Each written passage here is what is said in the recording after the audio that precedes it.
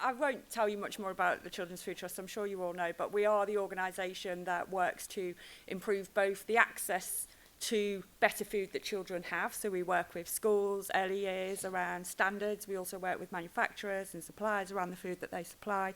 And we also run the country's biggest network of after-school cookery clubs in both schools and communities as well. And that's our Let's Get Cooking programme.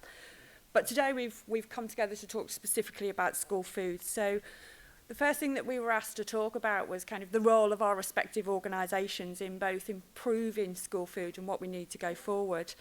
And I'm going to start there because at the Children's Food Trust, we think that this is really a critical time to be shouting about school food and the role that school food has in getting children eating better. So we know, Pete's already mentioned that the government's obesity strategy is taking way too long and lots of organisations have stood up and said so. But actually, I'd rather we take that extra time to make sure that we get this strategy right and not let other political things interfere with it. Because what's going to be really, really important about this strategy is what we do with it, and that we do secure those game-changing actions that the government have so far kind of hinted about in the press. What's important is what that strategy can do. And for us, supporting the food that our children eat at school and what they learn about at school with regards to their food choices really is going to be fundamental if we're going to start seeing a downward trend in some of those national obesity statistics that we've seen going up for way too long. Anyone who knows me will know that I love the moment, the soapbox moment, where I can stand up and shout as loudly as I can about these things. But in November, we actually launched an official white paper to government, and we sent that out to as many people that we thought would read it, and probably many that wouldn't either. But what we wanted to do was really lay out in paper what our recommendations were for government with regards to that strategy. And one of the most important things that we highlighted in that paper was the power of school in shaping children's eating habits as we go forward. Because away from home, there is no other place that children have such an intensive time or place where they come together to eat. And for the first 2 decades of their life, that is where they spend most of their time eating apart from home. So what do our industry need to do?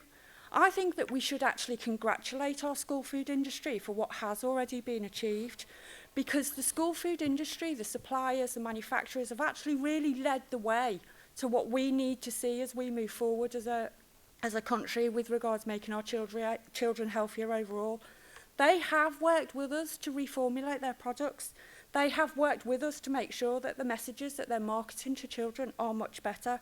And they've worked with us to make sure that the food that we're cooking and serving to our young children is so much more improved. We've shown as a school food industry just what the industry can do when we all come together and work. We've shown how far the school food standards can help cut sugar and fibre in children's diets. And we've actually modelled some menus that already meet the SACN recommendations for fibre and sugar just because of what the school food industry and suppliers have already done. What we need to focus on now in school food is quality. Quality of the food, yes, that goes without saying. But actually it's about the quality of the children's experience in school as well, because that is what's going to keep them coming back.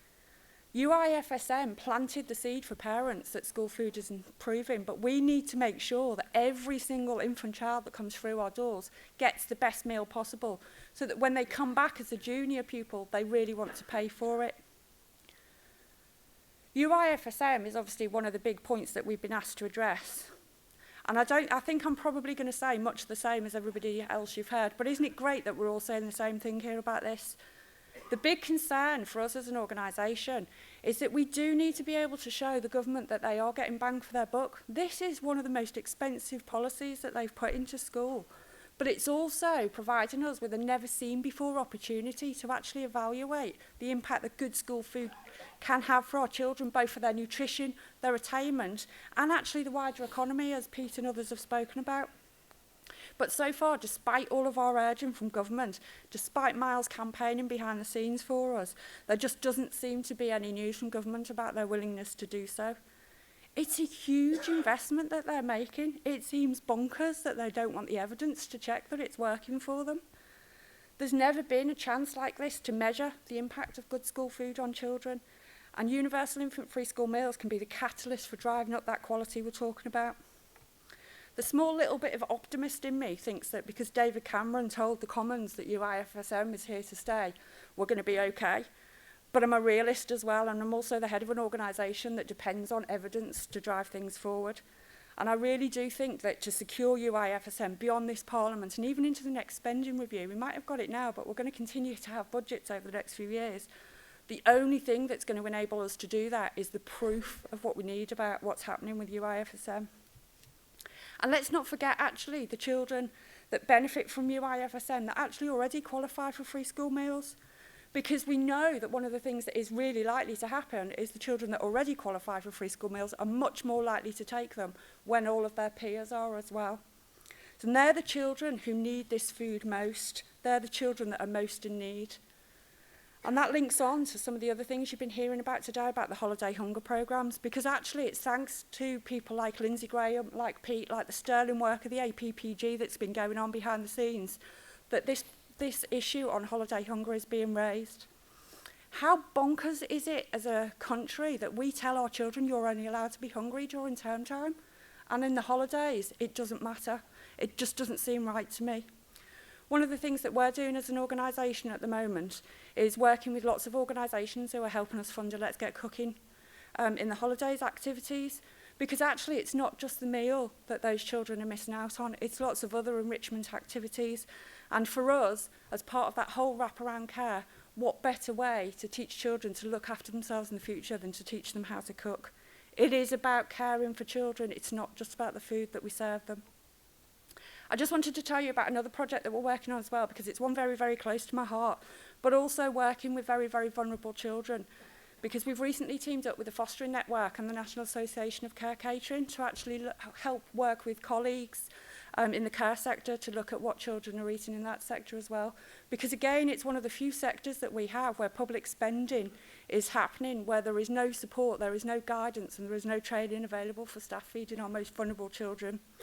It is something that I'm very, very passionate about, and if anybody wants to talk to me about the work that we're doing there, I'd be pleased to talk to you about. The only other thing before I get my red card, which I can see being really lifted, is about Ofsted and how well they're monitoring school food.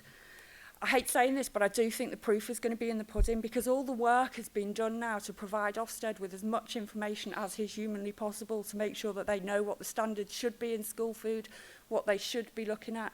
Of course, they're not nutritionists. They're not going to go in and inspect school food standards. But actually, we need them to be reporting on what they're doing and what they're seeing in schools. And if they're not, that's another soapbox moment that you're going to hear from me. This obesity strategy is the one opportunity that we've got to show just how great school food is in this country and how much we can hold it up as an example for the rest of the world. Thank you. Thank you.